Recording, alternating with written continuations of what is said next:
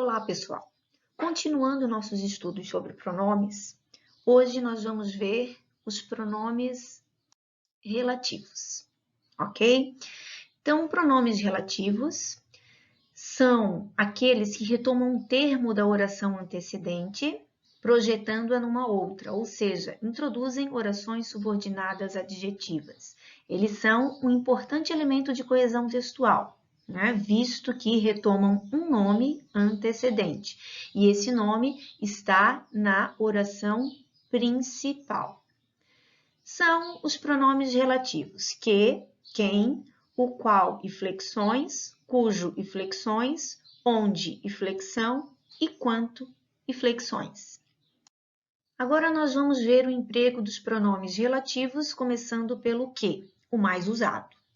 Por que ele é mais usado? Porque ele é empregado com referência a pessoas ou coisas. Então, ele pode substituir pessoas ou qualquer outra coisa, né? Um objeto, um sentimento, uma ação e assim por diante. Exemplo, não conheço o rapaz que acabou de me acenar. Então, o que substitui o termo antecedente que é rapaz. Quem que acabou de me acenar? O rapaz. Outro exemplo, li o livro que você me indicou. Né? O que você me indicou? O livro. Então, ele retoma também um termo antecedente. Agora, o emprego do pronome quem. O quem, ele só pode fazer referência a pessoas e vem precedido de preposição na grande maioria das vezes, tá? Só que essa preposição, galera, ela não surge do nada, né? Ela é exigida por um nome ou por um verbo da oração subordinada. Então, vamos lá ver o exemplo. Ainda não conheço Jerusa, a quem você tanto se refere.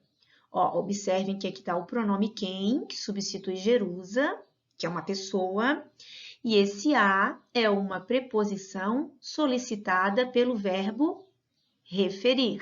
Quem se refere a. Então, a preposição, ela se desloca e fica antes do pronome relativo quem, tá? E isso acontece para qualquer pronome relativo. O exemplo daqui é o quem, né? Mas se na oração subordinada houver um nome ou um verbo que exija a preposição, essa preposição não pode sumir. Ela tem que estar ali na oração subordinada antes do pronome relativo, ok?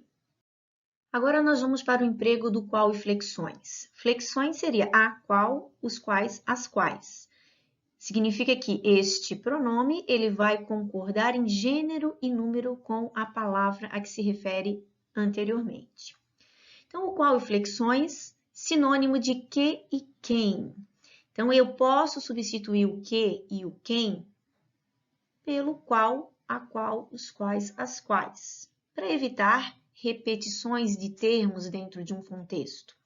Contudo, é obrigatório o uso quando precedido de preposição constituída por mais de uma sílaba. Então, se houver uma preposição com mais de uma sílaba, eu não posso utilizar o que. Obrigatoriamente, eu tenho que utilizar o qual, a qual, os quais, as quais.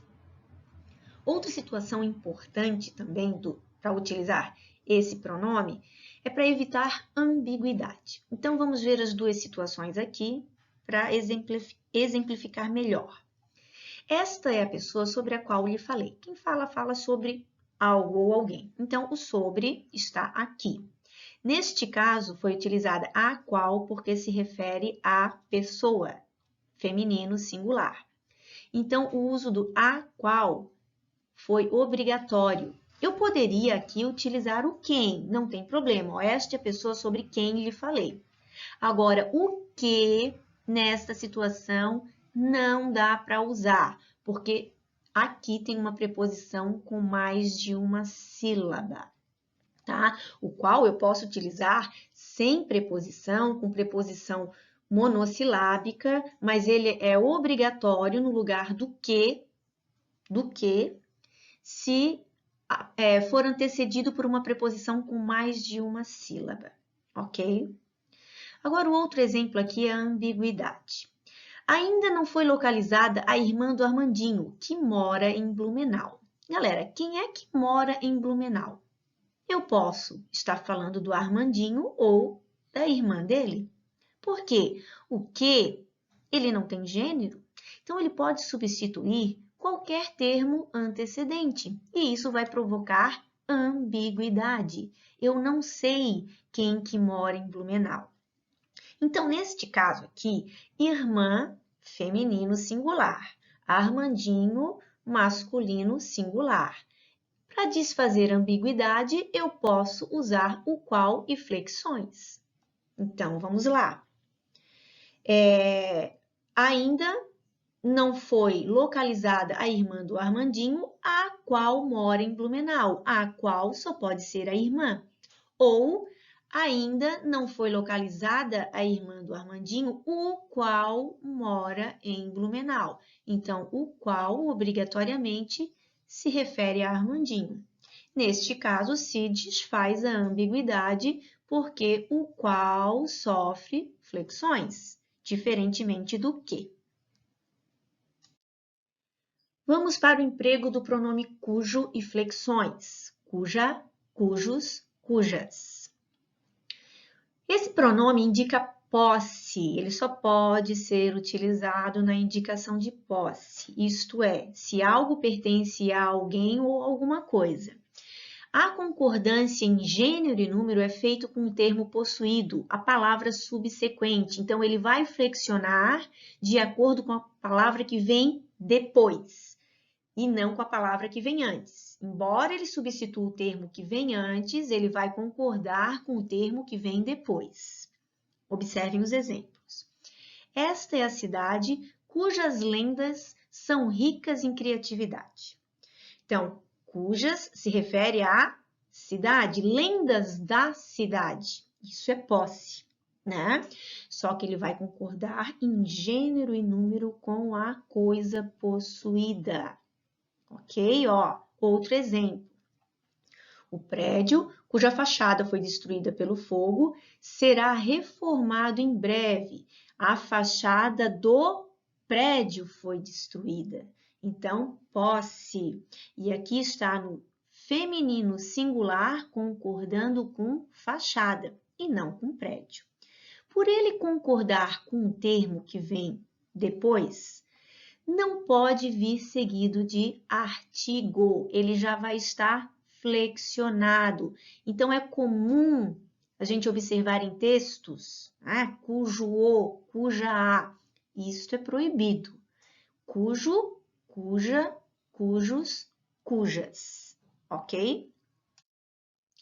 Agora, o emprego do pronome onde e aonde, que é a sua flexão.